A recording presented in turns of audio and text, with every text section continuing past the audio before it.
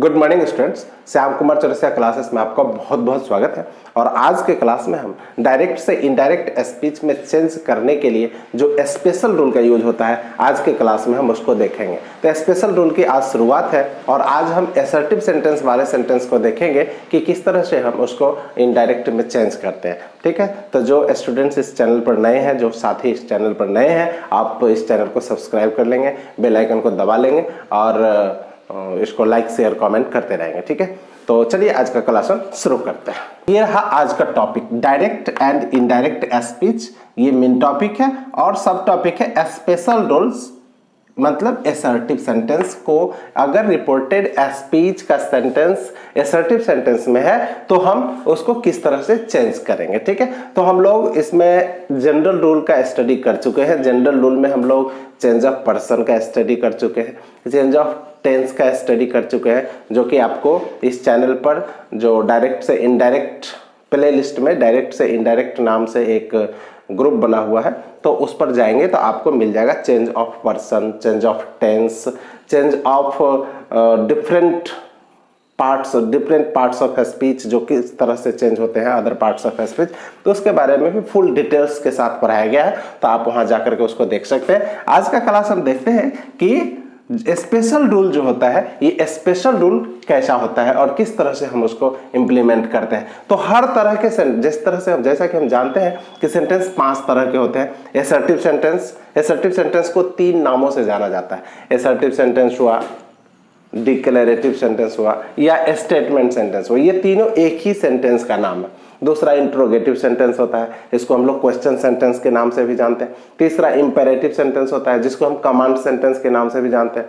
चौथा जो होता है वो ऑप्टेटिव सेंटेंस होता है और 5वां एक्सक्लेमेटरी सेंटेंस। तो आज हम लोग रिपोर्टेड स्पीच में असर्टिव सेंटेंस दिया हुआ हो तो हम उसको इनडायरेक्ट में किस तरह से चेंज करते हैं। तो बहुत ही आसान तरीके से हम चेंज करते हैं उसको, कि सबसे पहले हम क्या करते हैं, रिपोर्टिंग वर्ब में भी कुछ बदलाव करने पड़ते हैं। तो रिपोर्टिंग वर्ब यदि से टू हो, सेज टू हो या सेड टू हो, उसके बाद अगर ऑब्जेक्ट लगा हुआ हो तो से को टेल में, सेज टू को टेल्स में और सेड टू को टोल्ड में चेंज कर देंगे, फिर ऑब्जेक्ट लगा देंगे।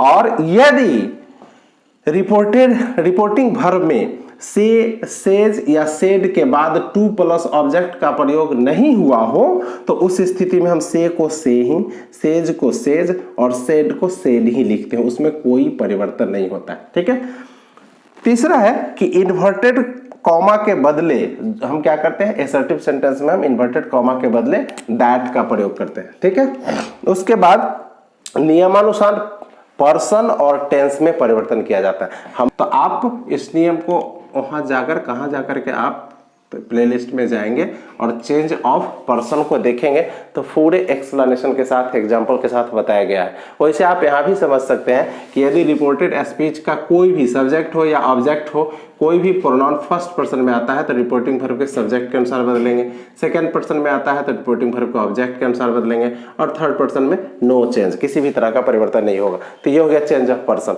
चेंज ऑफ टेंस भी हम लोग देखे हैं कि यदि रिपोर्टिंग वर्ब प्रेजेंट टेंस या फ्यूचर टेंस में होता है तो रिपोर्टेड स्पीच के टेंस में कोई परिवर्तन नहीं होता है, लेकिन यदि रिपोर्टिंग वर्ब पास्ट टेंस में होता है तब हम रिपोर्टेड स्पीच के टेंस में परिवर्तन करते हैं। ठीक है, तो आइए हम शुरू करते हैं इसका। यहाँ पर डायरेक्ट स्पीच के एग्जाम्पल में आप देख रहे होंगे ही सेड टू मी लिखा हुआ है, ही सेड टू मी। तो यहाँ पर हम ही ज्यों का त्यों लिख देंगे ही, और सेड टू के बाद ऑब्जेक्ट लगा हुआ है। यहाँ पर लिखा हुआ है कि अगर say to, says to, said to के बाद ऑब्जेक्ट को टेल, टेल्स, टोल्ड में प्लस ऑब्जेक्ट में बदल दिया जाता है। तो क्या करेंगे यहाँ पर जो सेड टू है इसको हम टोल्ड में चेंज कर देंगे। तो यहाँ टोल्ड लिख देंगे, फिर यहाँ ऑब्जेक्ट लगा देंगे मी। ठीक है, और इन्वर्टेड कॉमा के बदले किसका प्रयोग करना है, हमें दैट का प्रयोग करना है। आप यहाँ दैट लगा देंगे और फिर आई, यहाँ रिपोर्टेड स्पीच का सब्जेक्ट जो है आई फर्स्ट पर्सन में है तो इसको हम रिपोर्टिंग वर्ब के सब्जेक्ट के पर्सन के अनुसार बदलेंगे। तो प्रेजेंट यहाँ सब्जेक्ट यहाँ पर ही है तो ही लिख देंगे। ठीक है,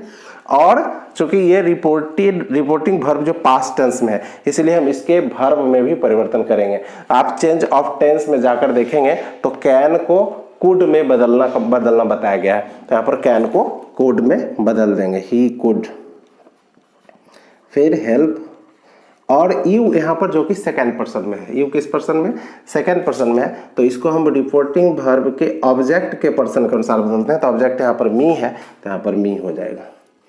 तो ये चेंज करना बिल्कुल ही आसान है, ये इन्वर्टेड कॉमा हट जाएगा, केवल फुल स्टॉप रह जाएगा। इसमें बहुत ही आसान तरीके से आप इसको बदल सकते हैं। और बदलने में कहीं कोई दिक्कत हो, समझने में किसी भी तरह की समस्या हो, किसी भी तरह का प्रॉब्लम हो, टॉपिक से रिलेटेड जो भी प्रॉब्लम हो, आप कमेंट में बताएंगे। हम आपके हर एक समस्या का समाधान करने का प्रयास करेंगे, ठीक है। तो चलिए अगला हम एग्जाम्पल को देखते हैं। ही सेड लगा हुआ है यहाँ पर, ही सेड यानी यहाँ पर देख रहे हैं कि सेड के बाद टू का प्रयोग नहीं हुआ है, यहाँ पर ऑब्जेक्ट यहाँ पर नहीं है। तो क्या करेंगे, से, सेज, सेड के बाद टू प्लस ऑब्जेक्ट का प्रयोग नहीं हुआ हो तो से, सेज, सेड में कोई परिवर्तन नहीं हो, यानी जो होगा ज्यों का त्यों हम लिख देंगे।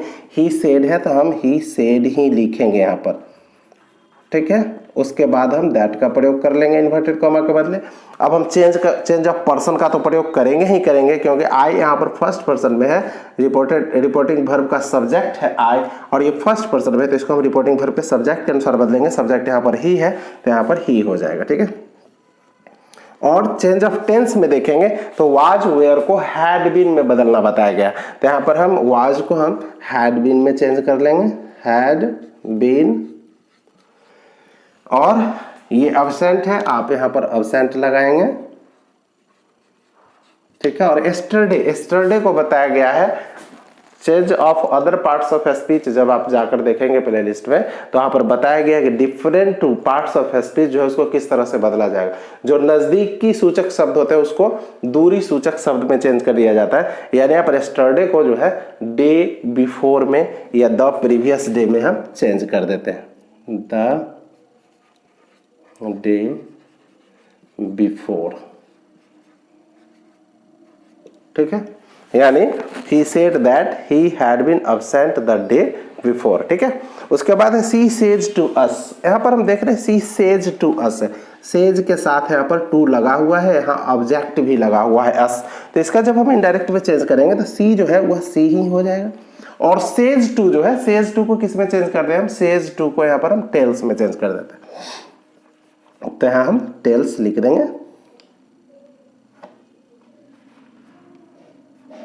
टेल्स अस, ऑब्जेक्ट जोड़ देंगे। और उसके बाद इन्वर्टेड कॉमा के बदले हम दैट का प्रयोग कर लेंगे, दैट लिखेंगे। फिर यहाँ पर देख रहे हैं आई जो कि फर्स्ट पर्सन में है, तो फर्स्ट पर्सन वाले हम प्रोनाउन को क्या करते हैं, रिपोर्टिंग वर्ब के सब्जेक्ट के अनुसार चेंज करते हैं। सब्जेक्ट यहाँ पर सी है, यहाँ पर सी डाल देंगे, ठीक है।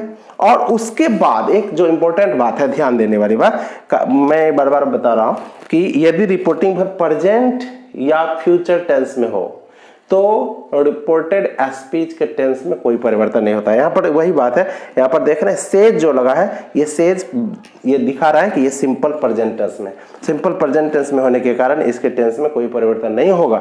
यहाँ पर आई के लिए सैल लगा हुआ है, तो यहाँ सी के लिए किसका प्रयोग होगा, आई और वी के साथ। जनरली हम आई और वी के साथ हम सैल का प्रयोग करते हैं, बाकी के साथ हम विल का प्रयोग करते हैं। तो यहाँ पर आई के लिए सैल आया हुआ है, तो यहाँ पर सी के लिए विल का प्रयोग कर लेंगे। तो यहाँ पर लिखेंगे विल, सी विल हेल्प। और फिर यहाँ पर यू जो कि सेकंड पर्सन में, तो सेकंड पर्सन वाले हम क्या करते हैं, इसको सेकंड पर्सन को ऑब्जेक्ट के अनुसार चेंज करते हैं। तो इसका ऑब्जेक्ट अस है, अस यानी जब इसको हम चेंज करेंगे तो अस ही आ जाएगा यहाँ पर, ठीक है। She will help us if, यहाँ पर इफ लिखेंगे। और फिर यू यहाँ पर क्या है, सेकंड पर्सन में ही है, तो इसको ऑब्जेक्ट के अनुसार चेंज करेंगे। तो ऑब्जेक्ट यहाँ पर अस है, लेकिन आप गौर करें यहाँ पर यू हेल्प मी लिखा हुआ है, तो यहाँ पर केस पर भी ध्यान देना पड़ता है कि नॉमिनेटिव केस में या ऑब्जेक्टिव केस में।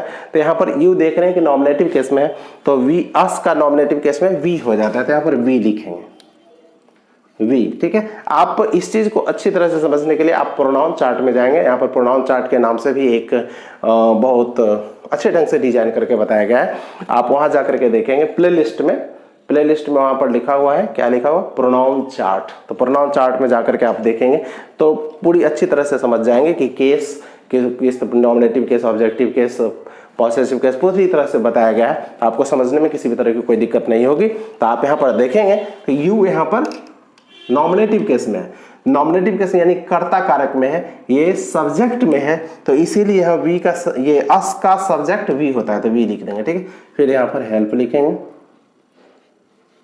और मी जो कि फर्स्ट पर्सन में है, तो फर्स्ट पर्सन में मी जो है ये सब्जेक्ट के अनुसार चेंज होगा। सब्जेक्ट यहाँ पर सी है जो नॉमिनेटिव केस में है, लेकिन मी यहाँ पर ऑब्जेक्टिव केस में है, तो सी का ऑब्जेक्टिव केस हर होता है, तो हम यहाँ पर हर लिख देंगे, ठीक है। तो उम्मीद है कि आपको डायरेक्ट से इनडायरेक्ट में चेंज करने में स्पेशल रूल जो एसर्टिव सेंटेंस है, एसर्टिव सेंटेंस वाले सेंटेंस को डायरेक्ट से इनडायरेक्ट चेंज करने में किसी भी तरह की दिक्कत नहीं होगी। किसी भी तरह की दिक्कत होगी तो आप डिस्क्रिप्शन से नंबर लेकर डायरेक्ट आप संपर्क कर सकते हैं। टॉपिक से रिलेटेड जो भी प्रॉब्लम है मैं उसे सॉल्व करने का प्रयास करूंगा, ठीक है। तो आज का क्लास बस इतना ही। हम लोग नेक्स्ट क्लास में मिलते हैं इनडायरेक्ट ये इंट्रोगेटिव सेंटेंस के साथ, स्पेशल रूल्स के इंट्रोगेटिव सेंटेंस के साथ मिलते हैं। तो आज का क्लास इतना ही। Thank you, have a nice day.